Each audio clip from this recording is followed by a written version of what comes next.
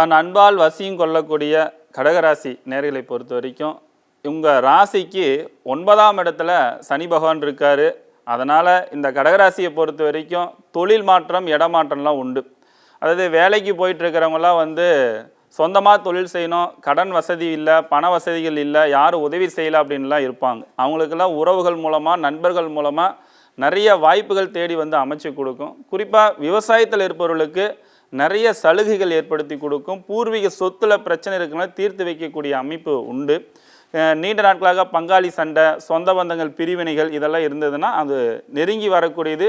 பிரச்சனைக்கு தீர்வு கொடுத்து ஒரு நல்ல முன்னேற்றம் ஏற்படுத்தி கொடுக்கறதுக்கான வாய்ப்புகள் இந்த ஆண்டு கடகராசிக்காரர்களுக்கு உருவாக்கி கொடுக்கும். இது மட்டும் இல்லை, கடகத்தில் இன்னொரு விசேஷமான ஒரு தன்மை உண்டு. அரசியல் இருப்பவர்களுக்கு நல்ல பேரும் புகழும் அமைப்பு ஏற்படுத்தி கொடுக்கும். உங்கள் ராசிக்கு குரு வரும்போது எல்லா வகையான ஒரு மாற்றத்தை கொடுத்தாலும் உடல் ஆரோக்கியத்தில் ரொம்ப கவனமாக இருக்கணும்.